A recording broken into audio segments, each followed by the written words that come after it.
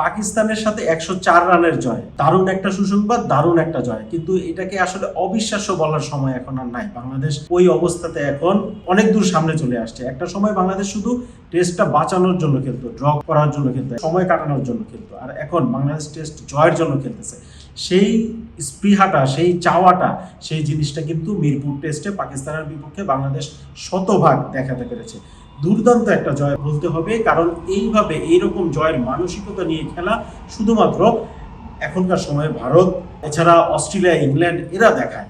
কারণ একটা সময় যখন বাংলাদেশ ছিল যে শেষ দিনে এসেও বাংলাদেশ করতো কি, শেষ দিনের এমন টেস্টও ছিল যে সময় আছে কিন্তু ডিক্লেয়ার করছে না। এটা এইরকম একটা টেস্ট ছিল 2025-এ, গত বছরই গল টেস্টে। সেখানে সুযোগ থাকার পরেও বাংলাদেশ ড্র করার জন্য খেলেছিল, ইনিংসটা ঘোষণা করে নেয় দ্বিতীয় ইনিংস, যাতে 296 রানের টার্গেট যখন শ্রীলঙ্কাকে দেওয়া হলো, তারা এমন একটা সময় নামে যখন খেলে জয় পরাজয়ের কোনো সময় আর কোনো দলের কাছে ছিল না, সেই টেস্টটা ড্র হয়। কিন্তু এই মিরপুর টেস্টে দেখেন যে বাংলাদেশের সুযোগ ছিল এই টেস্টটা খুব একটা ঝুঁকি না নিয়ে খেলে ফেলা, ড্র করে ফেলা, কিন্তু শান্তরা সেই কাজটাই করেনি। যখন 9 উইকেট পড়ে যায়, 267 রান ছিল, পুরোপুরি লিড, কিন্তু ওই সময়টাতে আরও কিছু ওভার খেলতে পারলে সময়টা আরেকটু বাড়তো, নষ্ট হতো, ড্রয়ের দিকে ম্যাচটা আগাতো।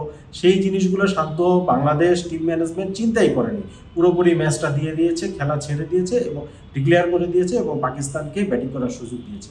আর এতে কি হলো, পাকিস্তান যে 10টা উইকেট তাদের নিতে হবে, সেই খিদেটা, সেই চাওয়াটা, সেই জিনিসটা পুরোপুরি স্পষ্ট ছিল। ম্যাচ শেষে কিন্তু শান্ত এই জিনিসটা বলেছিল যে আমি চেয়েছিলাম যে এই কন্ডিশনে তাসকিন ভালো করছে, নাহিদ রানা ভালো করছে এবং দুই স্পিনার মেহেদী মিরাজ ও তাইজুল ইসলাম ভালো করছে, তাদেরকে সুযোগ দেওয়া, তাদের জন্য মঞ্চটা ছেড়ে দেওয়া যে তারা 10টা উইকেট নেক।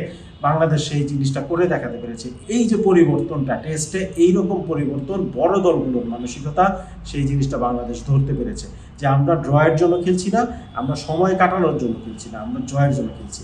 সেখানে পাকিস্তানের সাথে টানা 3টা ম্যাচে কিন্তু জয় আসলো, মাঝখানে আয়ারল্যান্ডের বিপক্ষেও জয় ছিল।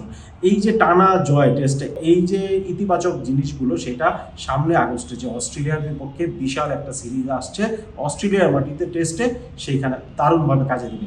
এখন আমরা বলতে পারি যে শান্তর কথা বলছিলাম যে তাকে আমরা সবাই লর্ড হিসেবে অবজ্ঞা করা হয়, কখনো কখনো দুষ্টুমি করা হয়, কিন্তু তার যে এই টেস্টে যার পারফরমেন্স ছিল সেটা আসলে লর্ডের মধ্যে পারফরমেন্স ছিল। সে সেঞ্চুরি করেছে, 50 করেছে, অলমোস্ট 187 রান, কম কথা না। তারপর লিডিং ফ্রম দ্য ফ্রন্ট, এবং শেষ ইনিংসে যে সিদ্ধান্তটা তার কাছ থেকে আসলো, এই জিনিসগুলো, এই যে ইনিংস ঘোষণা করা, তাড়াতাড়ি জয়ের জন্য চেষ্টা করা, এগুলো কিন্তু অন দ্য মোমেন্ট ক্যাপ্টেনের কাছ থেকেই আসে। সেই জিনিসটা পুরোপুরি এই টেস্টে এসেছে। সর্বোপরি বলতে গেলে যে বাংলাদেশের যে এই টেস্ট জয়ের মানসিকতা, সেই জিনিসটা বাংলাদেশ ধরতে পেরেছে, যেটা বাংলাদেশ সমর্থকদের জন্য দারুণ একটা সুখবর।